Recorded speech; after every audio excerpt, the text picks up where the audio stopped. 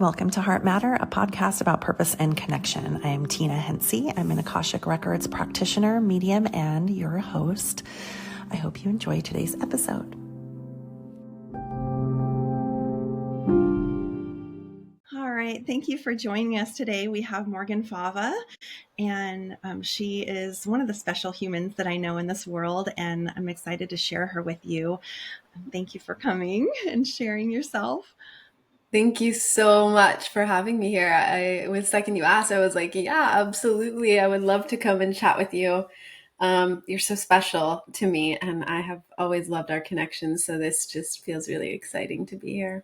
Good. I'm so glad. So you are so many things, and you've lived so many lives in one life, right? Like all of us, a lot of us. Oh, you're a death doula, you're a guide for the Divine Feminine to reclaim their power. You guide them through a rebirth in life and, through the dark forest, if you will. Mhm. And I just want to know, what is it and how did you, tell me a little bit about your childhood and we'll go from there if that's okay. Yeah, of course. That's where it always all starts in some way. Yeah. So yeah, I grew up, um, my parents were young. I'm the oldest of 5 kids, but early childhood, it was just me and my sister. My brothers came when I was like starting at 8. So that first 7 years, which is really crucial to childhood development, um, I didn't have a lot of consistency. My grandparents, my mom's parents were the most stable thing I had. I was attached to my Nana's hip. And as I've gotten older and look back, I see how much trauma and chaos was there during that time. And also that my parents were doing the best they could with what they knew. But some big things that happened in childhood was a move to a small town in southern Utah with a very different environment than I was used to at about 10. That was a big point where in childhood I can pinpoint like just losing a lot of self-confidence and feeling like a weird kid, and all of a sudden, questioning myself and being bullied. Like up until that point, like it wasn't so bad. Um, and then when my papa passed when I was 11, and I had 3 siblings at this point, it was kind of like my childhood ended. So he was a big solid rock for a lot of the family, and specifically for my mom, who also had a lot of her own struggles that I wasn't fully aware of at the time. There was abuse in many levels and toxic things, but we only know what we know.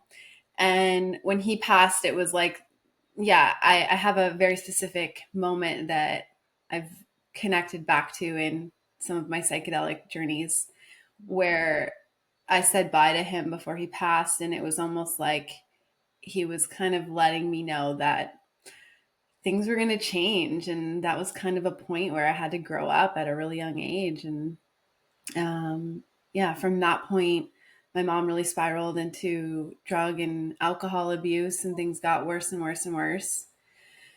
And by like 12, I had now my sister and then 3 brothers who were all still in diapers and babies. And I was holding a lot for the family. Anything that was stable or safe before was no longer existent. And all of the adults in my world were going through their own grief and just things. And so I do a lot of work with my 11, 12-year-old self because, at that time it was like no adults were asking really if I was okay because I was taking care of everybody else. And I think I'd gained like 20 or 30 pounds really quickly as a kid and had bald spots and was like not sleeping and hardly going to school. And it's like, where were the adults in this time? And so I've done a lot of work with that. But yeah, all of that led to my parents separating. And from that moment on, like I really did kind of step into a role more of mother than child. And I'm so grateful for my dad and, his presence. And also there's that difference between a mother and a father and nurture. And um, yeah, started taking care of the family, my siblings and myself. And I just did what I thought I was supposed to do, take care of a home and cook meals and make sure everyone was going to school. And then that was my perspective of what, a mom would do. And so, it was beautiful and exactly what it was meant to be. And I'm grateful for all of it and continue to learn from it. And there's also been a lot of things that have taken a long time to process from those years and that time. And it also shaped me into who I am today. So, Yeah, I love it because it could really make you bitter, or you can make you better, right? Like I yeah. feel like my favorite thing to say is like, okay, that happened, so now what? Now what? Now Mhm. and now, and did you find yourself like in adulthood trying just to fall into that role when you have relationships or friendships that you automatically start to take care of people, and then you're like, wait, I don't have to. Yeah. I don't, okay. Yeah, it's still, I mean, that's a forever thing because I also, there's a part of me that genuinely loves to take care of my people. Yeah. Like in my astrology, my Venus is in Cancer in the sixth house. So it's like this nurturing, mothering, the home, and like day to day things. So there is a big part of me that does deeply, deeply love to do that. And the recognition of it being a conscious choice of I'm doing this, out of just genuine desire to, versus feeling like I have to, or there's an obligation, or this is how I receive love, or this is the only thing that makes me worthy. And so those are the stories that I've done a lot of work at rewiring and recognizing, what is my why behind this action or deed or intention, whatever you want to call it, and making sure it's always coming from a place of love, that's loving myself too, and also pouring into love without, feeling like it's an obligation or that it's expected or anything. Yeah, makes sense. Did you find it hard at first to try to find that self-care and try to nurture yourself? I feel like that can be a challenge with me, especially, but because I'm taking care of people all the time, but I find it hard. I don't know what is your experience with that? Yeah, I mean, it was challenging because even from, childhood, I went into college and then, into some of my early on, like more serious relationships. And I found I was still living life for everybody else, right? I was still doing what I thought I was supposed to be doing from my experience. So there was a lot of, even in my 20s, still doing for other, right? Thinking, oh, if I'm taking care of or doing this, then write the story again. This makes me worthier. This is what I'm supposed to be doing. And I was so disconnected from my actual true desires. I never even let myself go there. So when I started to open that up and then self care comes in and it's like, oh, boundaries. Oh, I get to say no and I get to take space for myself. And battling the story of that being selfish was really challenging. um Even with my siblings as I've gotten older, it's like the honoring of self first, or when it comes to vacation, even like feeling like, oh, I should go see my family versus I want to go to this foreign place. There's simple things like that that still come up of, is this being selfish, and battling that story, or the guilt that comes up, or the shame that we put ourselves into. And so I've come a long way, and now I have my non-negotiables, daily, weekly, monthly, things that no one's going to mess with. This is absolutely important to fill up my cup, because I've recognized when I'm pouring from a place of depletion, it's not doing anybody any good. Yeah, you can't show up, right, unless you don't show up for your. No. Yeah, and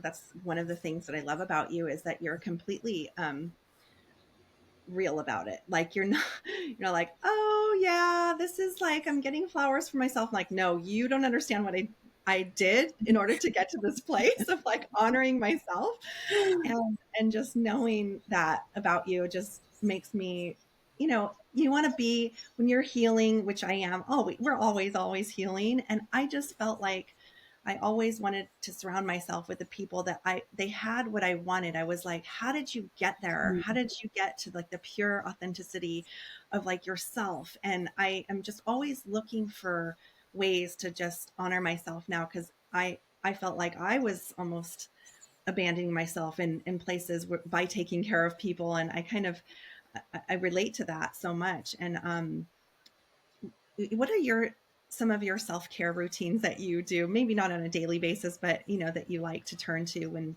you need it. Movement is like it is a daily thing for me.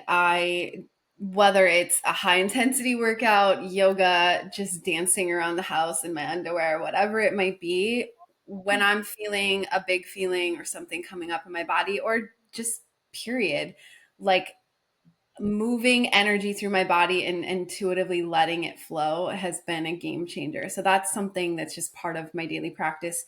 And also, if you're around me outside of the Instagram world or whatever, I'm probably dancing through like the grocery store aisles or in the park. Like it's just what I do. It brings me joy. It moves all of the energy. But there was a time in my life where I didn't do that. And whatever it was, fear of judgment or just too serious and not letting myself express and feel. When I hit really big moments, like this year, I went through a really big thing, and uh, taking time in solitude to completely disconnect in nature is really a big, big thing for me too. So whether it's getting to the ocean or to the mountains and allowing myself to be without distraction allows me to really face it and address it and be with it instead of wanting to numb, escape, or hide from it. And so nature has been a huge, huge factor in my self care and helping to regulate my nervous system and heal past trauma. Um, Plant medicine, it's not for everybody and it's not also the only way, but for me and my journey, it has tremendously helped me. And I feel like it has in some ways expedited some big things. Not that I wouldn't have got there in other ways, but I am so, so grateful. I'm actually about to be heading into a month-long dieta in the jungle, like in 5 days. And so it has just been, yeah, such a shift for me on so many levels. It's opened my heart up, which was very guarded and blocked. And yeah, that's been like the big tool that I only pull out when necessary. And yeah. Yeah, it's so nice, right? Like it's interesting. Like I talk to a lot of people and I meet a lot of healers and a lot of people who do kind of their own modalities. They find their own style and everything. But essentially, like what I'm hearing from you is like you're using everything that's like readily available to us. Like nature provided nature. They provided the ocean, the plant medicine, the meditation, the joy. That's what we can find and it always exists in ourselves, right? Like that's what I'm hearing. It's like you don't have to go on some kind of like crazy brain like mapping, or I mean some people like that and it's super Mhm. interesting. Some people are really into that, I'm not like I'm not shaming it by any chance, or any means, but I like that I'm hearing that from you. Like it keeps coming up, like nature, all these things, they're available. Movement, that's available. Mhm. Everybody can have access to all of these things that are already here inside of us. And um, we have also, I think of like we have 100% success rate of like surviving everything that we didn't think that we would survive, right? Like we we did it as of right now today, and we don't, we're not promised tomorrow, but we can do that in like right now. And that's something that I've been contemplating lately is I don't know that, and living with a lot of death. Like, I don't know if because you've lived with like grief and stuff like that, but living with a lot of death makes you almost like so much more motivated to Mhm. make it happen for yourself, to feel the best that you can feel. And that means feeling everything, right? Like Yeah. feeling it all. and, Yeah. and one of the ways that you do that is by feeling it all and guiding the other person, these women, through their shadows to say, like, you're not going to die from Mhm. facing your fears. You're not going to die from this. Let's do Yeah. it together, you know? Yeah. And so, yeah, I love that. And, so, so through college, we're going to go back a little bit. So through college and, you know, what did you go to college for? I thought that was really interesting when I found this out about you, like what your background is. Yeah. So I went to a very conservative private Christian school, which I'm still sometimes like, okay, where's this connection? I've made some, but I have my degree in my background's in biochemistry with a minor in biblical studies. Which is amazing. Yeah. Yeah, it's something that I would never have guessed, and gives you so much, I mean, knowledge, right? Like, just like you get to choose what you want to believe and all that. And so when you stepped out of college and going fast forward into your life, when did you feel like the curtain was open? Like, you're like, all right, I I've got to move in a different direction, or how did that evolve? Yeah, it was like a cliche Saturn return for me. And if anyone's not familiar, Saturn return is an astrological thing that happens around 27 to 30, depending. For me, it was early, like 27. And mine lined up almost to a T with the dates of my Saturn return. But it was like literally, like you're saying, someone came and pulled the curtain. It was all of the sudden I'd worked my way up into like high level management in my job really quickly. I had this brand new condo. I had a new car. And I was like, my relationships were great, or so, so I thought.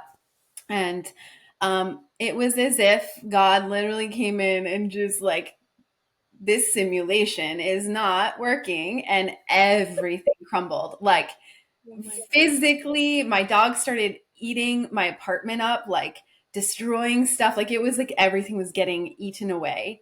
And I called a friend of mine, and my sister, who I'm really close to. We have a mutual friend since like childhood who is also in very similar work. We ended up in this path together. And um, she's like, I have this lady I go to for Reiki. And at this time, I didn't know what Reiki was. I had no idea what she's talking about. And she's like, I just see her virtually. Like, you can see her from wherever. And it just so happened that this lady, I could like throw a stone to where her actual site was. So my friend lives in Utah. I'm in California. And she's been seeing this lady who literally lives like a stone's throw away from where I lived. And I was like, even at that moment, not very awake or aware, but I'm like, okay, that's a little weird. I'm going to go see this lady. Yeah. And that just kind of is how life has continued for me, is the question, the curiosity. Okay, I'm going to explore this. Okay, I'm going to explore this. And so it's just been this breadcrumb. But yeah, things dissolved. I ended up having a prophetic dream in that time. And within 2 weeks, sold, packed everything, and moved up to Seattle and just had a big reset.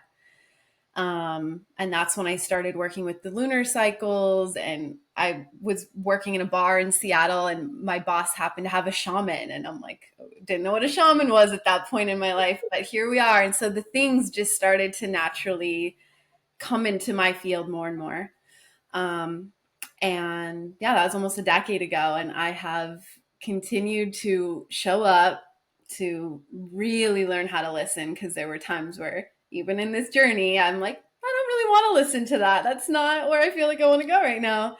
And it has been a rockier road when I don't listen. And so, yeah, just being open to, okay, teach me, show me, guide me. That's one of my mantras I work with. And I say it daily. Like, what am I, how can I show up in service today? Teach me, show me, guide me. And just always being in deep listening, and trusting with what I'm being asked of.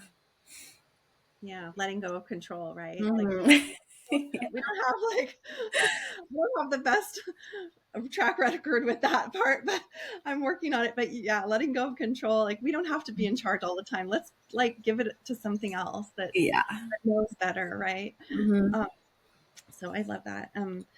And what would you say like a typical day is for you now? Now that you're working, how I don't know. I just feel like there's so much that I could make this like a 2-hour segment, but like, because I met you through Instagram Mm-hmm. and we'll get, list those links and everything. But um, how like are your sessions? Like, what are they like? What are they called? Like, Mm-hmm. loaded questions there, but Yeah, I'm like, okay, this is so one thing I've really been working on is I love to learn and I I love astrology. I'm obsessed with the gene keys. They've been a huge unlocking for me just to understand more of myself in deeper ways and kind of the system that I chose to operate within, so to speak. And so a big thing I have been focused on, especially this last year, is finding my inner balance of my own masculine and feminine energetics because I came from extreme hyper masculine. I worked 70, 90-hour weeks, like overdoing.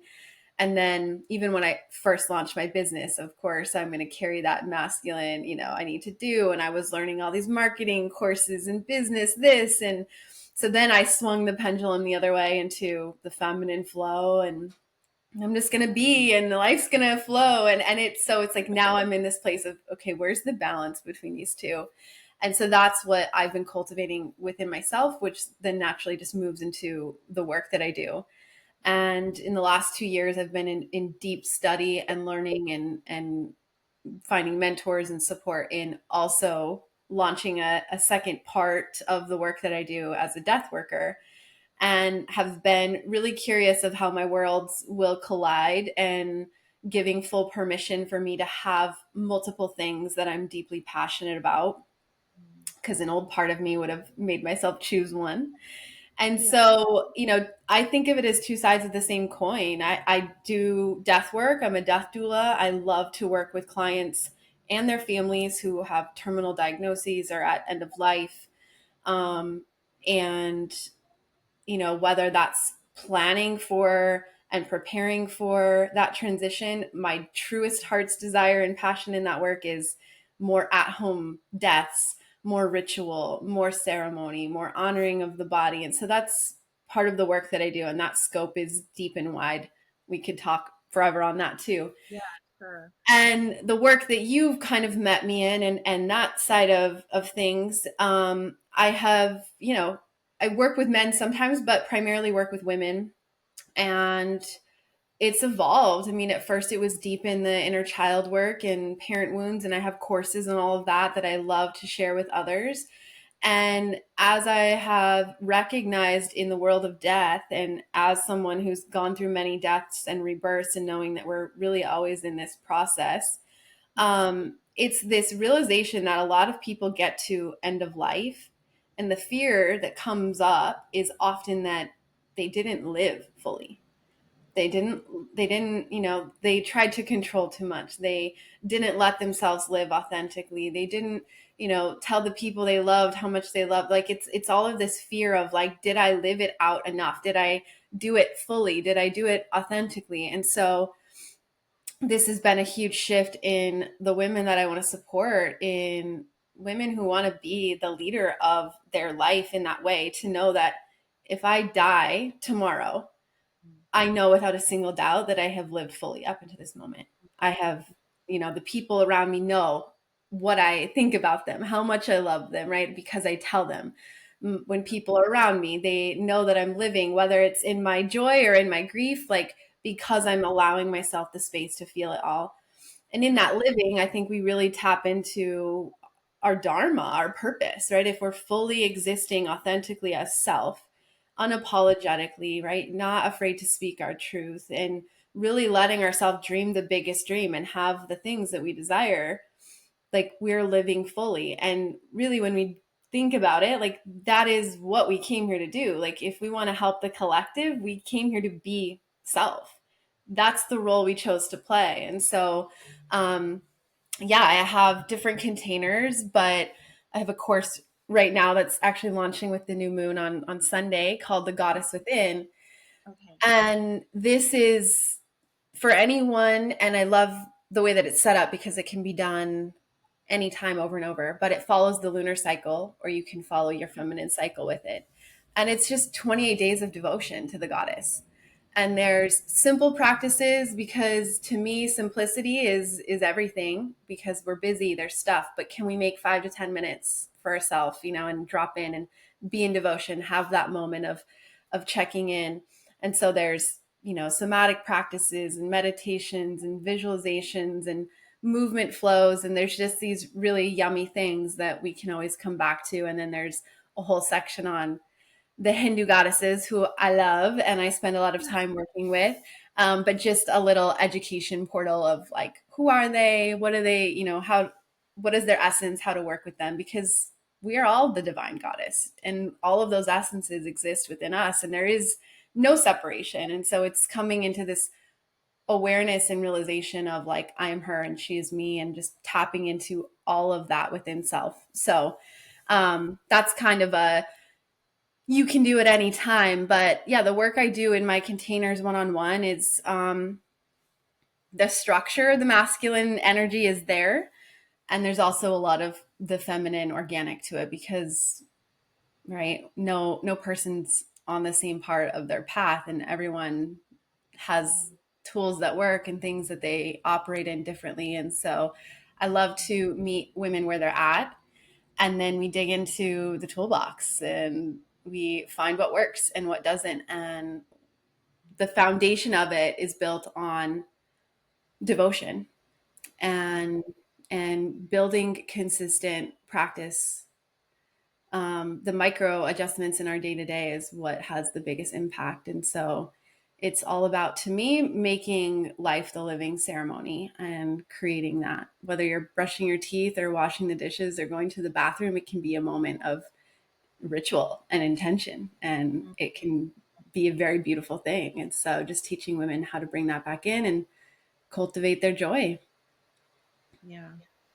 Oh my gosh, so much, so beautiful. And it's so powerful, isn't it? Just the simplest things that we do on a daily basis. Yeah. And all I'm hearing is like how to be present, how to be Yep. present. Yep.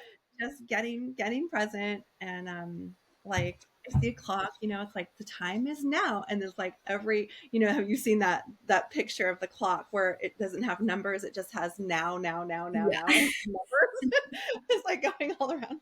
It's like, yeah, actually right. I don't have to know what time it is. No. Time. You know, I'm I'm loving all of this. I think that, you know, there's something very powerful about somebody who's extremely vulnerable and able to share themselves with the world. And I think that that is like the new sexy. That is like the new power in people, that it's attractive, and Mm-hmm. it makes, because we all are craving that ability.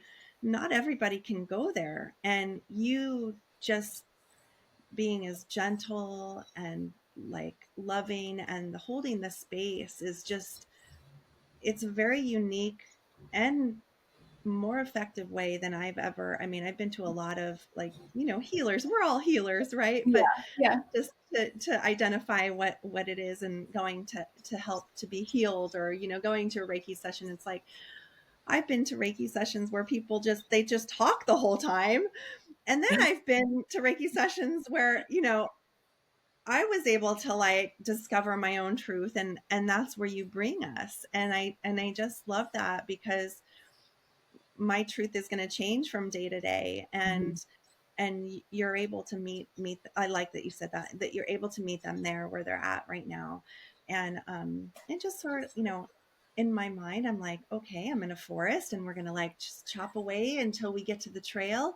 And who better to go with than someone who's been there, you know, and who's been there before, even though it looks different. There's different flowers, there's different trees, but it's I've been in the dark, so I know kind of the way out, and I'm gonna like just we're gonna hold hands through this. Yeah. I love it. I love it. Yeah. Yeah, just being together and so yeah, what else? Any so you've got this goddess Hmm. how can we sign up for that? Because I feel like you said that it's not live, right? And I just want to it's something that you can sign up for and every day do something different for 28 days and Yeah. in your own time, which is wonderful. So that would be on your website, right? On Yep. Yeah, I okay, have it linked to my Instagram link tree and also on my website. okay. Yeah, and that's, at any moment. And again, that practice of devotion and my gene key life's work is devotion. And so it Oh, was this last year I've been focused on the shadow of that is half-heartedness and what am I half-heartedly doing in life? And really letting anything that wasn't a full commitment and all the way in fall away, which brought up grief. But yeah. that act of true devotion to self has been a game changer. And so this course was just like, oh, of course, like, and Yeah. it's playful and the goddess energy, and there's music playlists, of course, because I love to add dance and movement. And cycle syncing is also been a game changer for me. And for women who don't have a cycle, you can also follow the lunar cycle, and so it's set up to kind of, again, meet you where you're at and be a place to play and explore with some curiosity. I love it. And the cycles are thousands and thousands and millions of years old, right? Like we get to use Like that you too. said, nature is right there, right? It's always teaching us. So, Yeah, exactly. And there's something about that. And I always tell people like, you know, people that, I go to jujitsu with my kids or like ballet and people have no idea what I do. But then I'll say, they'll say, gosh, my kids are just crazy today. And I'm like, it's a full moon. That's what, okay. And I'm like, well, it has to be, there's something to be said about the full moon. And they'll say, is there? I wonder. I'm like, and I always think of the tides, like, the yeah, tide goes in and out with the full moon. yeah. That's nature. Like, we're made of water. Like, how can that not be? And Mhm. they're like, oh, yeah, you're right. That sort of makes sense. Like, okay, well, that was like a seed, like, and then makes sense. Exactly. When I was not really awake, right? This is early 20s, right out of college, I worked in a hospital. And I would have been one of those people that's like, okay, yeah, you hear this thing, the full moon makes you kind of weird or, makes things wild. And I worked in a position where I could see like kind of the whole vibe of the hospital at any moment. And I kid you not, every full moon, the ER would blow up, like implode. It would go overflow. There are patients in the hallway, weird stuff coming in. So after like the third cycle of that, I was like, oh, this is really a thing. And now, of course, now my sister's texting me. She's like, it's a full moon, isn't it? All of the girls, I have four nieces. She's like, they're crazy right now. And I'm like, yes, it is a full moon.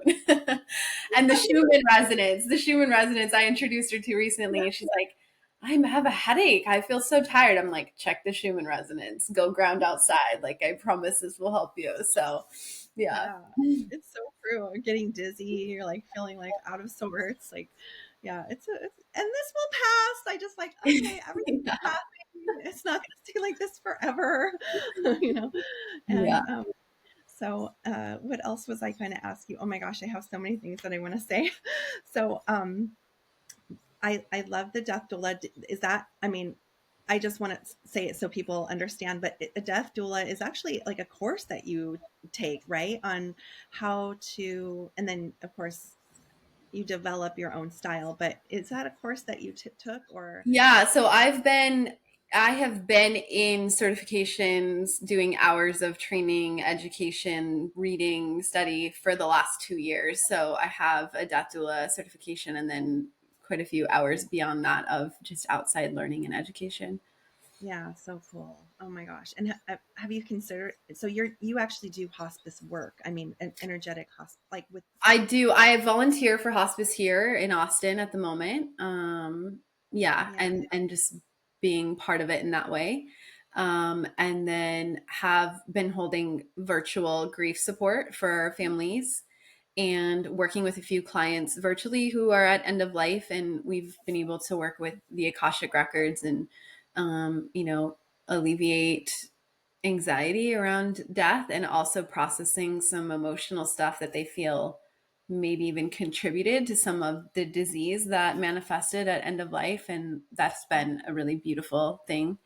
And the end of this year, really stepping into more of in person, being able to do that work Mm. between a couple locations. So, Yeah, cool.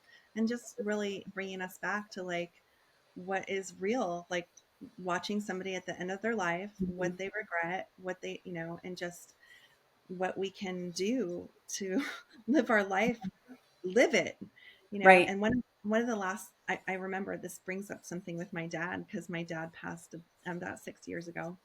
And the last day I saw him, he was fully healthy. He was like fine. But he died of a heart attack later on this day. So during the day he came over, we were playing with the kids and blowing bubbles in the backyard, and he's a Virgo moon and a Mhm. Sagittarius sun with a Virgo moon, and he's very like always on in the analytical state of mind, like figuring out how do things work, why does this happen. And he said, you know what, I'm going to tell you something. People are not afraid of death, they're afraid to live. And Mm, he looked me straight in the eye and said that, and my husband and I were like, yeah. And I think to myself, like, where am I afraid to live? mm, And what and am everybody has these desires. Manifestation is like a new thing that's really mhm. like blown up, but what are you willing to do to get what you want, or where to go, where you're going or where you want to go, right?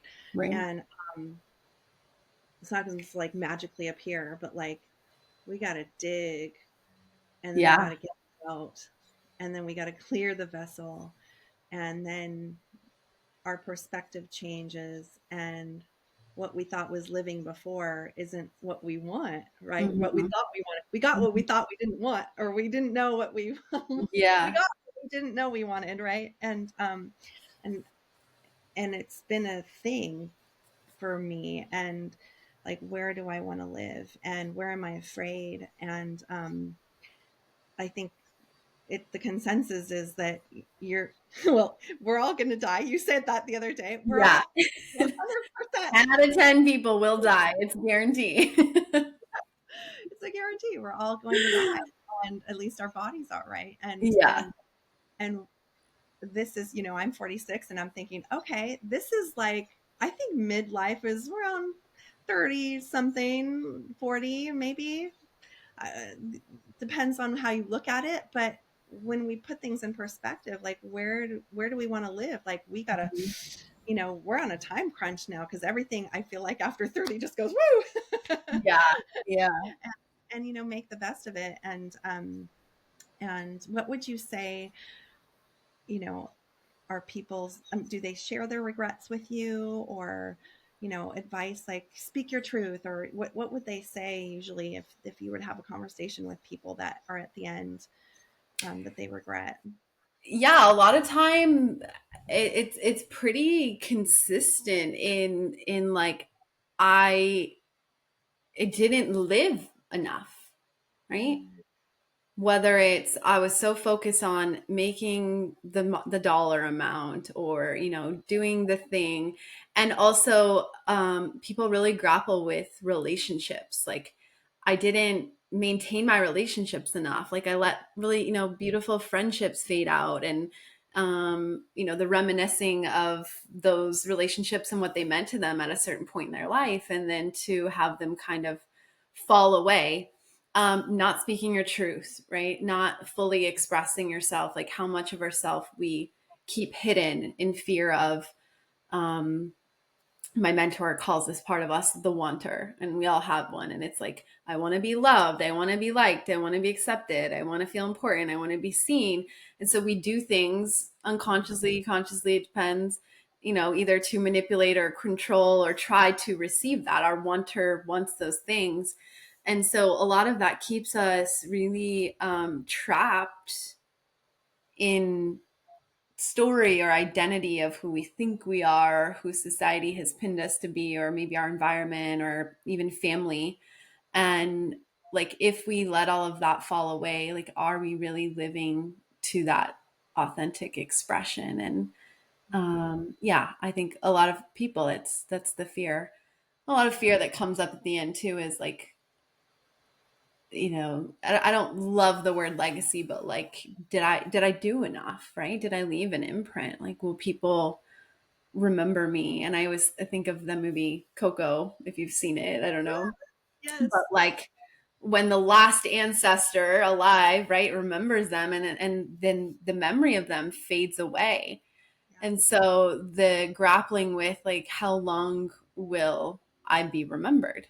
And, of course, our human mind wants to understand that and grapple with that. But, I think you think of a woman who gets pregnant, right? And how much intention and thought and learning goes into the preparation for birth, and how little we put on death, Yes. of trying to understand it, of planning for it. So many people avoid the conversation. Like, part of the work that I have an offering of, like, who invited you is what it's called, but it's kind of bringing death to dinner with like parents who are at end of life and their kids are trying to have these conversations and they don't want to. And so it's sort of a playful invitation to bring the topic of death to dinner and just create Oh, some openness around it. And we don't have to be old to talk about death, because I could die tomorrow. Like, yes. my people know exactly how I want to go, and it's not anything normal, and it's going to be a little wild, and I'm like, this is how I want to go. Make sure this happens, because we don't know. And so, yeah, just opening up space for these conversations. And I think the more comfortable we get with death, it actually invites us into living more. Like, Yes. oh, Oh, yeah, this is real. It could happen at any moment. Am I living today? right. Oh my gosh, I know. It's it's really wild, isn't it? And like I've noticed myself, I've had a lot of deaths in my life and the journey so far, and a lot of them young, a lot of Mhm. them, you know, we call it like, we would say like before your time. I mean, I don't really believe I don't really believe like, oh, before your time, because I Yeah. know too much now. But we would say, gosh, she died too young. Like, gosh, she died, what happened? My brother was an example, like on a motorcycle at 18. And I was thinking like, and I would always feel like, why so early? And, his death brought me, and this is where I say like, death is a gift, brought me into this world, because I always was able to see spirit and I wasn't seeing my brother. And I thought, why am I not seeing him? To be able to take, courses on and trying to like hone in my gifts so that I could be with him and hang out and again. And you know, if we look, and this is what I'm thinking, like when you're saying this, it's like we can find the gift in all of this. Hmm. And it doesn't end here. It Hmm. ends in this body as Hmm. Morgan and Tina, but it doesn't end here. And that's where I'm feeling like, a lot of times, sometimes I feel like I find myself not even really getting sad about when somebody dies now, because I can feel the transition of I'm okay, I'm Yeah. okay. And there's a much bigger picture, and knowing that just I feel like gives me so much comfort.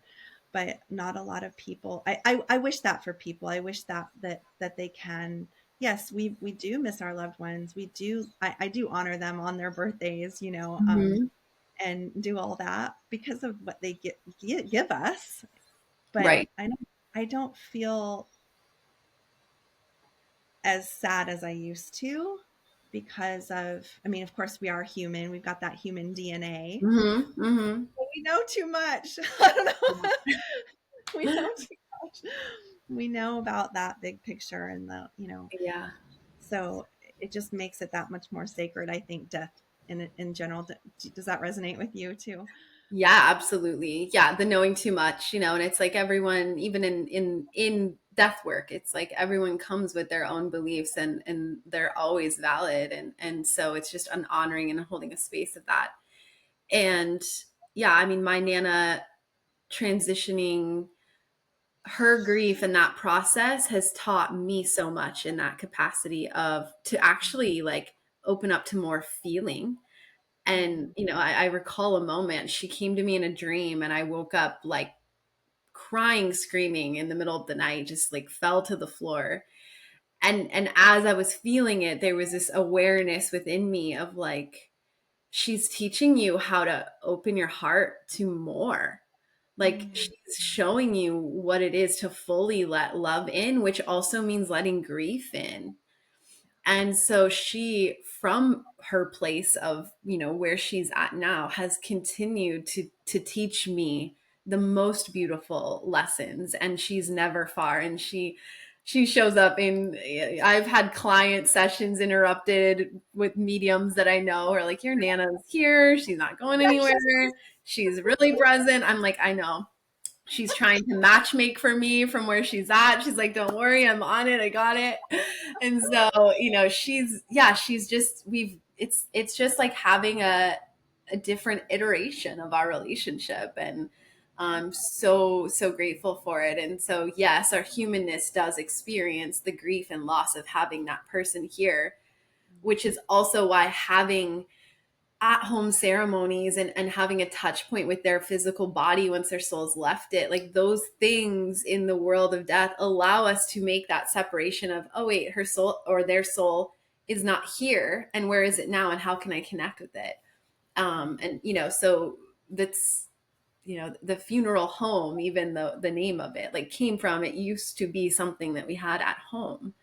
Like that's where it comes from. And it wasn't this sterile, cold, everyone wear black and we're eating finger sandwiches or whatever they call them. Like, and so like bringing ritual and ceremony back to that passing also allows our humanness to understand from the more analytical space of like, oh, that's not my loved one anymore, and how can I connect with them differently? And there's really profound things that happen in that space, in that very liminal, kind of 2 to 3 day time of the transition too. yeah, I love it so much. I've had people come in my sessions all the time now. Is that like when they come in, and especially children, who have Mm, yeah. that say specifically to me when they're in spirit, I did this because I affected so many people and people outside of that. And you'll never see how many people lives Mhm. I changed just by passing. And I did that to change the world. And sometimes it doesn't have as big of an impact as an adult. And I hate to say that, but it really, it's for some reason, children, when they come through like that, they just have so much of a bigger purpose, like as Yeah. they cross. And Yeah. I, I mean, that's like your Nana is just really, she's working at the, she's still, and that's why I love it. It doesn't end here, right, in our bodies, but it's continuing on the other side. And I've seen that multiple times over and over again.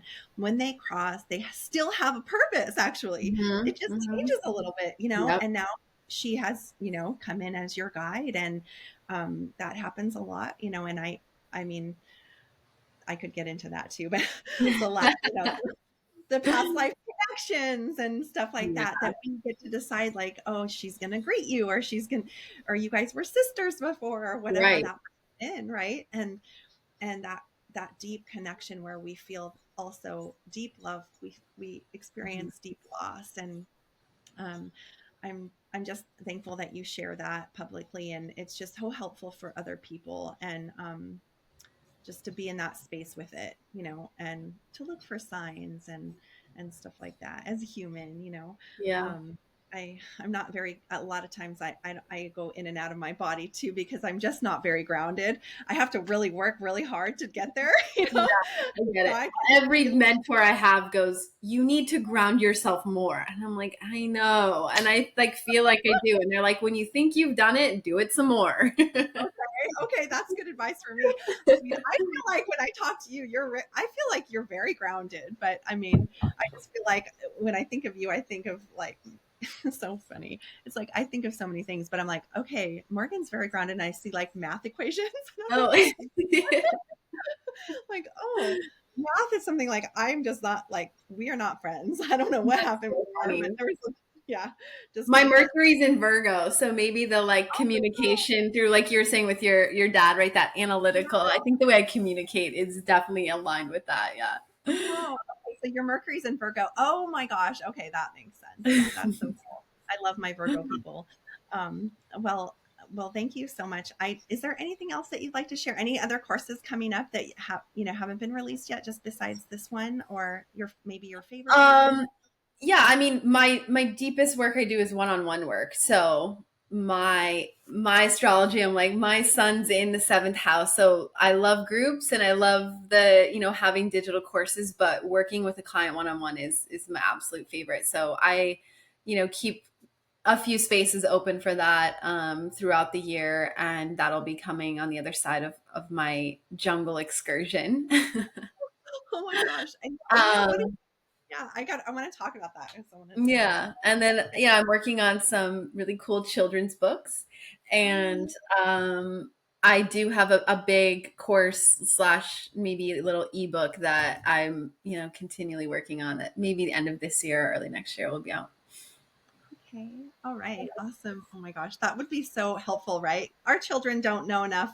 Sometimes I feel like they know more than us, but I'm like, it would be helpful, like to have them read a book on grief or, Yeah. their chakras or something like that. Yeah, And um, they're so wise, these kids coming in, I they swear. are.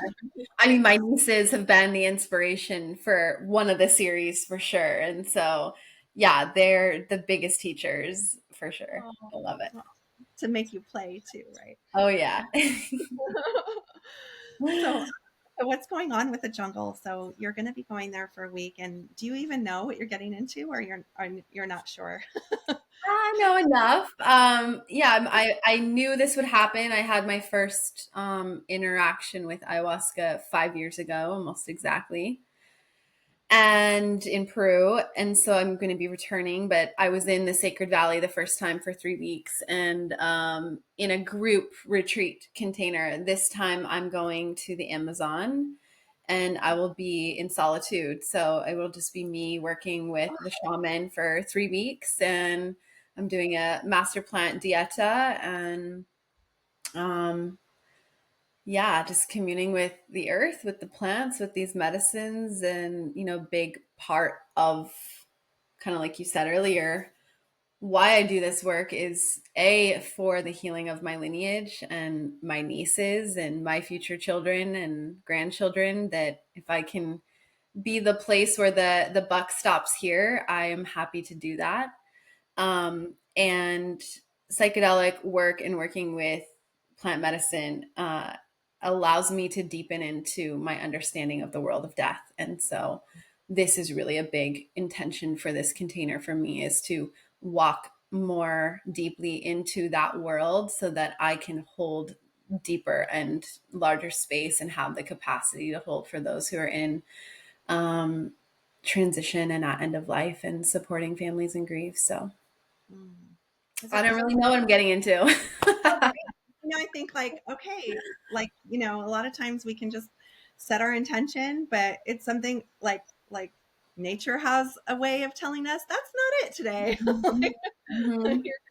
and do you ever feel like you come out of it like a completely different person? I mean, do you feel like you shed stuff, or how does that feel for you? Yeah, I have gotten several hits, downloads, whatever you want to call them, that I will not be walking out of this in any way, shape, or form the same. And so I've been just allowing a lot of stillness, and I've got to be and see most of my people that I'm really close to in like the last 6 weeks, and just being intentional to drop in and asking my dad a lot of questions about childhood and getting curious, because I'm like, all right, what am I bringing in? But um, yeah, fully prepared to die to all of it and step out completely different. Yeah, that's awesome. And will there be a lot of people there, or are you probably not, right? No, I mean, from what I understand, there potentially will be other people, but I'm actually not even allowed to interact. So my communication will be with the facilitator who will translate for me and the shaman, and I'll have my drum, Kali, my instruments, and my paints and my journals. So I'm going to be doing a lot of creative work and solitude and inward reflection. So So wonderful. You're so brave. It's, I mean, you are. You're so courageous to be able to face all of it, and you're ready, and you wouldn't be doing it if you weren't ready, you know, and I'm just so happy for you. And I've thank seen you you. grow so much in just a short period of time. I feel like it's just I okay. know. Okay, I lived another life. Okay, here we go. I'm gonna deep dive into this life. This feels good. Like, It has been that over and over and over again. Yep. oh well, I love you, Morgan, and thank you so much for coming and just sharing yourself and being so vulnerable Of and course. just being yourself more than Thank anything. you. You make it Yeah. easy. And that's Oh, yeah, that's something I pay attention to is who do I get to be my most authentic self around just naturally. And you have always been that. There's no walls, there's nothing I feel I have to show up in. And I'm so grateful for you and the work that you do. You're a powerhouse and yeah, just so lucky to be connected to you. oh, thank you so much. That means the world to me. And all right, well, I will close it up and I will say thank you, thank you, thank you a million times. And I'll share your links and oh, the best of luck on this. I am just so thrilled and so excited for you to see what you look like when you come out, like brighter and like you on the other Yeah. side. Yeah. All right. So see you soon and take care. Okay. Bye. Bye.